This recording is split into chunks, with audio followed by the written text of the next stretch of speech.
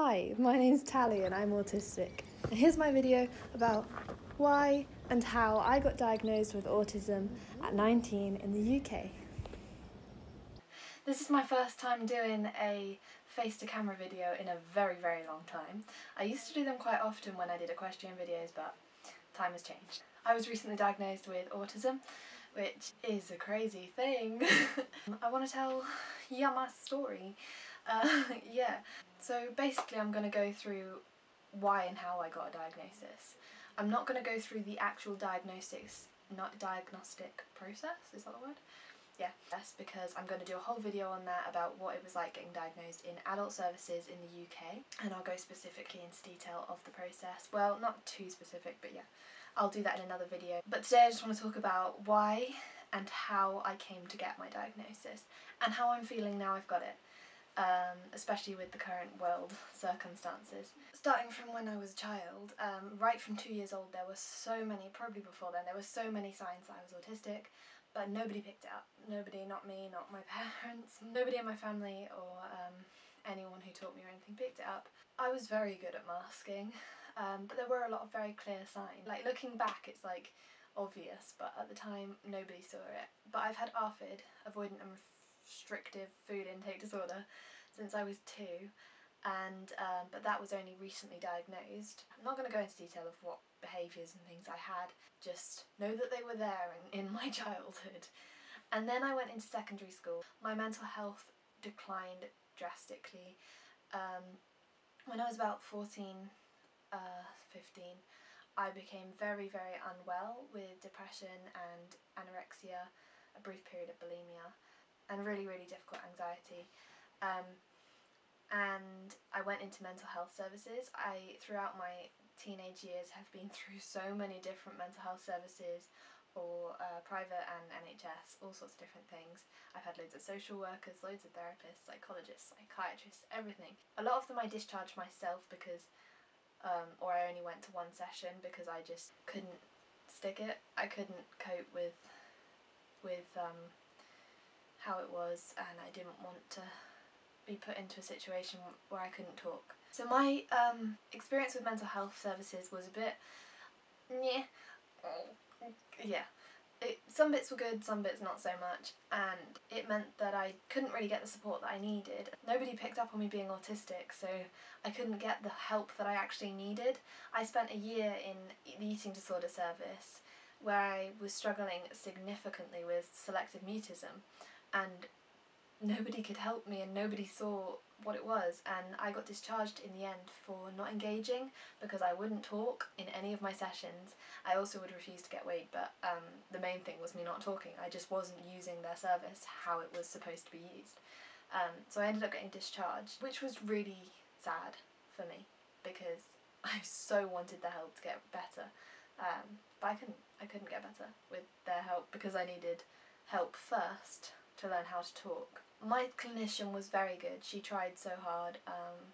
She was very determined to help me, but it just wasn't the right time or place, I don't think. So yeah.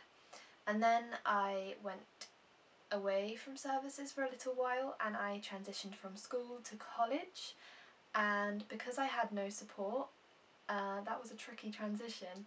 My mental health, which had been okay for a little while, got really bad again, and I ended up in and out of hospital quite a lot. I was back with mental health services. I had a whole team. I had like care coordinator, psychiatrist, therapist, support worker, yeah, and some of them were really nice and some of them didn't get me, didn't understand me, meaning they didn't help me. I think they were nice people, they just weren't the most helpful. I didn't really enjoy my experience there. I think I needed it and I am grateful for their support at the time, but it definitely didn't help me long term. In March 2018 I had my last suicide attempt, and a few days after I'd been discharged from hospital I had this massive meltdown that I now know was a meltdown, but it was huge. It went on for hours and hours, and it was probably one of the worst meltdowns I've had since I was a young child. My mum, a few days after that, came out to me. We were in the car together and she was like, do you think maybe you could be autistic? Maybe. Who knows? And I was surprised because my only view of autism had been, you know, what we see in the media, which is like one end of the spectrum, one part of the spectrum, not end, it's not a line, not linear. I'd heard about different types of autism and I'd known people with who were autistic who weren't like the stereotype. I had close family members who my whole life growing up I'd heard of people saying, oh yeah, they're autistic, we're pretty sure they're autistic. I knew that you didn't have to be the stereotype to be autistic, but I just never ever connected it to myself. So I think that's why I was so kind of confused. But I took it and I did lots and lots of research and I watched lots of videos like this one and I just related to it more than anything else I'd ever seen before. I said that to my mum. She went to my psychiatrist and told her everything that she wanted to say about me, about my childhood, and she came out of that appointment being like really optimistic and she felt like someone had finally listened to her. And then my psychiatrist got me in for a half-an-hour appointment, spoke to me briefly about a few things. Yeah, really basic stuff. A few weeks later, I think I had like a family appointment, I can't remember what they're called, where everyone comes together and it's like a review. And they just seemed to think that we'd given up on the thought, that we didn't actually like want to pursue it any further. Me and my mum both 100% still wanted to go forward with finding out whether it was the case or not. But the main issue that the children's service that I was in was that I was 17. I had a lot of issues with getting into the service at 17, but also when I wanted to get an autism diagnosis at 17, because that's the cut-off line. And basically if I had been referred to children's services, by the time I could get an appointment I would be 18 and they couldn't do it, I'd need to go to adult service. So it was just a really tricky situation. I'm sorry if the camera angle changed slightly. My camera battery died, camera angle changed, so did the focus, there is none. So me and my mum basically decided that we would wait until I turned 18 and was discharged until we went forward with getting an assessment. So we waited, and a month after I turned 18 I got discharged from Children's Mental Health Services, and I told them that I did not want to go to adult services because I just wanted a break from all mental health services, because I just wanted to try on my own and I wanted to focus on getting an assessment for autism. So yeah, I was discharged. We went straight to my doctor in October 2018 and she referred us to the autism clinic. My doctor, GP, didn't know about the clinic, which sort of just shows how GPs aren't kept up to date. The only way I was going to get into that service and get the diagnosis was for my mum to tell her exactly where I needed to be referred. And yeah, but luckily I got the referral and they gave me an appointment in February, I believe, and so that was the initial assessment. And then a few weeks later, in March, on March the 9th, I had my lengthy appointment, which wasn't actually that long, and I got my diagnosis. April 2018 I realised I was autistic. October 2018 I was referred to the autism clinic, and then February 2020 I got my first appointment at the autism clinic. So it was a lengthy process, but one I'm very glad I did do, because it helped a lot. That's basically how I came to get the diagnosis. And then 2 weeks after I got it, we went into lockdown in the UK, so it's been a bit of a weird time since then. That's how I got the diagnosis and sort of what led up to it. Very briefly, I'll do videos on more specific sections in the future. Now I'm going to talk a bit about why I got it and how I felt now, how I felt back when I first realised, and how I feel now. So the first thing is why I got it, why I went forward with getting a diagnosis. I have grown up my whole life being very confused, knowing that I am not like people around me, knowing that there are differences to me, but having no idea what these are.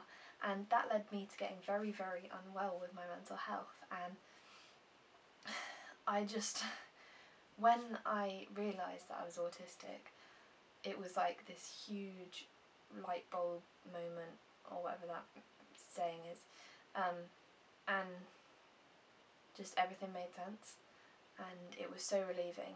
And yeah, I just felt like I needed to go forwards with it if I was going to get the right support to help me proceed into life and into getting a job, because I haven't done that yet, and like university and stuff like that. So I wanted it so that I could get the correct support that I need,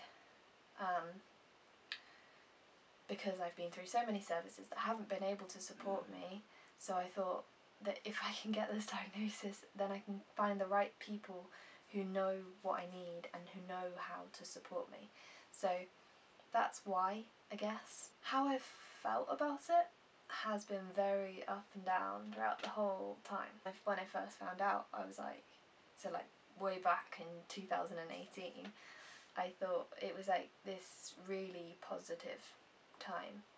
It completely turned around everything that I was going through and just was like, wow, I can be me.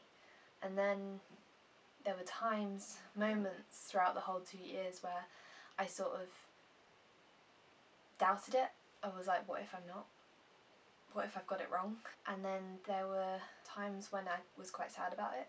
Felt like I'd grown up not knowing who I was, and what if everything that I had known wasn't true? And yeah, it was a real roller coaster of feelings and stuff around it all. Then when I finally did get diagnosed, it was sort of no feelings. I didn't know how to feel, and I didn't really understand what had happened, and yeah, it was weird. And I think going into lockdown made it a lot harder, because I wasn't, in some ways it gave me time to really let it sink in, although it still hasn't sunk in, and in some ways it made it a lot more difficult because I wasn't able to fit my autistic diagnosis into my real life. But it's given me a lot to think about and learn, and yeah, a lot of hope for the future now, because I'm gonna go and seek support to teach me how to speak properly, and then get some support with other things that I've been through, and then yeah, progress with life. I want independence, I want a job, sort of, and yeah, that is it. I'm going to make a lot more videos. I know this one was really jumbled and not very organised, but I'm really, really bad at organising my thoughts when I'm talking. Like, I wrote all this down in a notebook, but I haven't used the notebook at all because I don't know why. I probably should have done, but I haven't. So yeah, that's it for this video, and bye. I really feel awkward doing face to camera videos, but I really want to do more of them, so I hope you enjoyed. I hope this helped people. I will be uploading a video all about the process, the specific process of my diagnosis and the appointments and what happens, and yeah, at some point very soon, as that was one of the videos I watched consistently through the time leading up to my assessment. So yes, expect that soon. Also expect some more of my normal content, because I've got a few videos already ready, but I just got to wait for a few things. So yeah, bye. I forgot to say when I filmed it, but I wanted to mention 3 people throughout my school life that really, really supported me and helped me and taught me so much and helped me get through so much. So my 2 college lecturers and my support system school mum that I had in secondary school. So I obviously can't say their names, and they're never going to see these videos, but I just can't make this video without appreciating how much they helped me.